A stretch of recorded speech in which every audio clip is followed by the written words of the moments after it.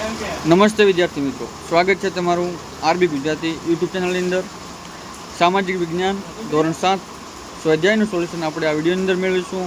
પાઠ નંબર 10, પૃથ્વીની આંતરિક રચના અને તેના ભૂમિ સ્વરૂપો. 100% સાચું સોલ્યુશન સરળ સમજૂતી સાથે આરબી ગુજરાતી યુટ્યુબ ચેનલની અંદર. તો વિડીયો શરૂ કરીએ. મિત્રો, પહેલો પ્રશ્ન છે કે યોગ્ય જોડકા જોડો. અ અને બ. તો એનો જવાબ છે પહેલામાં આવશે ઈ એટલે પૃથ્વીની સપાટીનું સૌથી ઉપલું સ્તર એટલે શિયાળ. બીજાની અંદર આવશે સી રૂપાંતરિક ખડક એટલે કે જવાબ આવશે તેનો આરસ પહાણ. નદીનું કાર્ય તો ત્રીજાની અંદર આવશે ડી પૂરના મેદાન. ચોથું પવનનું કાર્ય તો એની અંદર જવાબ આવશે બી રેતીના ડૂબા. પાંચમો પ્રશ્ન હિમ નદીનું ઘસારકમય સ્વરૂપ તો એનો જવાબ આવશે એ ગોળાશ્મી. હવે મિત્રો પ્રશ્ન બીજો, ખાલી જગ્યા પૂરો. તો પહેલી ખાલી જગ્યાની અંદર આવશે નિફે, બીજી ખાલી જગ્યાની અંદર આવશે ગ્રેનાઇટ, ત્રીજી ખાલી જગ્યાની અંદર આવશે ઉદ્ગમ કેન્દ્ર, ચોથી ખાલી જગ્યાની અંદર આવશે સ્ટેક, પાંચમી ખાલી જગ્યાની અંદર આવશે લોએસ. હવે પ્રશ્ન નંબર 2, એક વાક્યમાં ઉત્તર લખો. તો પ્રશ્ન નંબર 1, શિયાળ સ્તર મુખ્યત્વે કયા ખનિજ તત્વોનું બનેલું છે?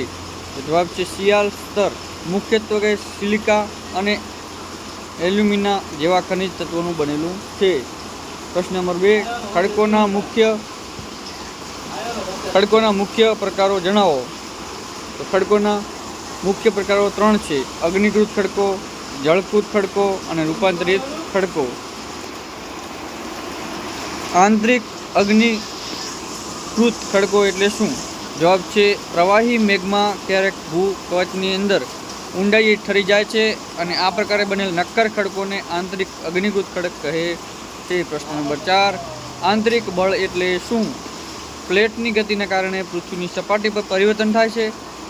જે બળ પૃથ્વીના આંતરિક ભાગમાં નિર્માણ પામે છે તેને આંતરિક બળ એટલે કે ઇન્ડોજેસિક ફોર્સ કહે છે. પ્રશ્ન નંબર 5, જળપ્રાત કોને કહે છે? તો નદીના પાણીની જમીનનું ઘસારણ થાય છે.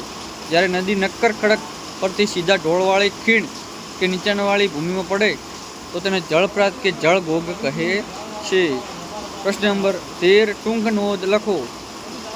તો પહેલી ટૂંક નોંધ છે શિયાળ અને સીમા. તો તેનો જવાબ જોઈશું. પૃથ્વી સપાટીના સૌથી ઉપરના સ્તરને ભૂકવચ કહે છે અને આ સૌથી પાતળું સ્તર હોય છે. ભૂમિખંડ ઉપર આશરે 35 કિલોમીટર સુધી હોય છે. ભૂમિખંડની સપાટી ખાસ કરીને સિલિકા અને એલ્યુમિનિયમ જેવા ખનિજોની બનેલો છે, તેથી તેને શિયાળ કહેવામાં આવે છે.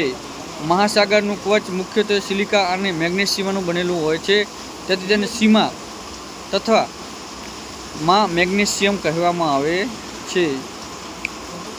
પ્રશ્ન નંબર 2, પવનનું કાર્ય સદૃષ્ટાંત સાથે સમજાવો. તેનો ઉત્તર છે રણમાં પવનને ઘસારણ અને નિરપેક્ષનું મુખ્ય પરિબળ છે. પવન ખડકોના ઉપરના ભાગની સરખામણીએ નીચલા ભાગને સરળતાથી ઘસે છે. આથી આવા ખડકોના આધારે સાંકડો અને માથાળું મોટું રહે છે. રણમાં ભૂછત્ર આકારના ખડકો જોવા મળે છે.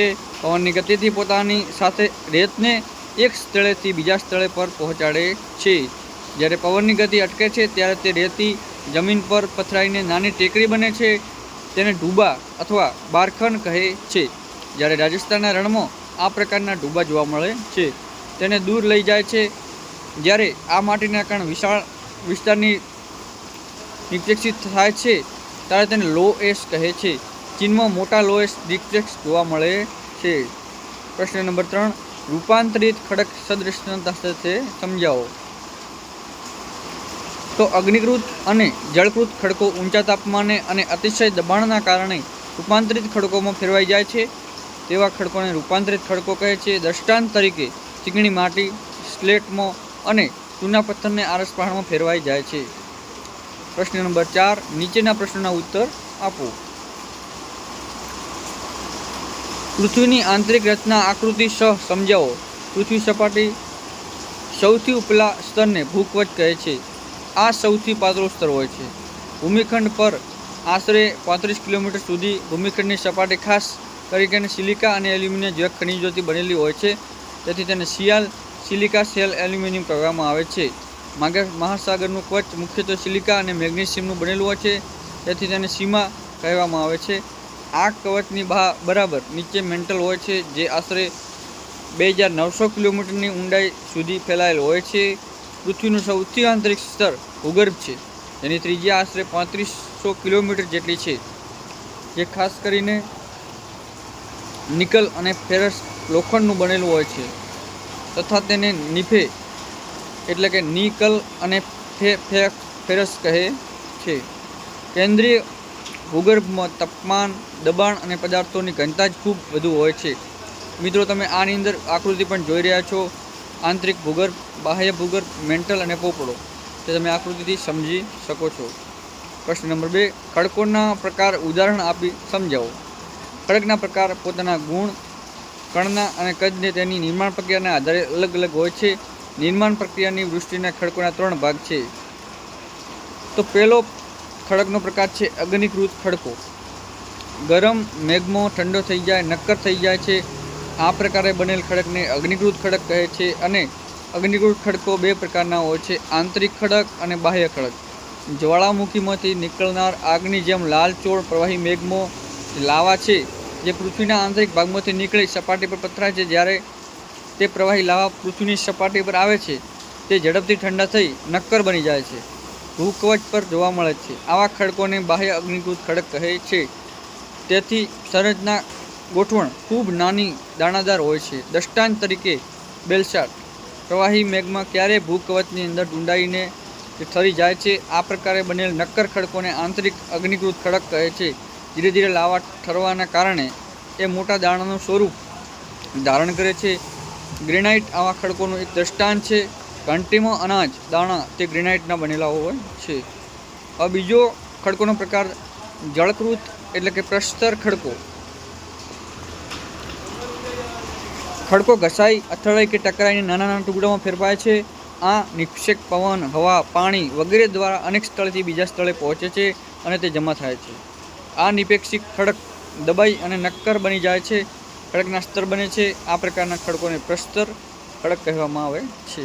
દ્રષ્ટાંત તરીકે રેતાળ એટલે કે રેતીયો પથ્થર રેતના કણોમાંથી બને છે. આ ખડકોમાં વનસ્પતિ, પ્રાણી અને અન્ય સૂક્ષ્મ જીવાણુઓ જે ક્યારેક ખડકોમાં જોવા મળે છે, જે જીવસ્મી પણ બને છે.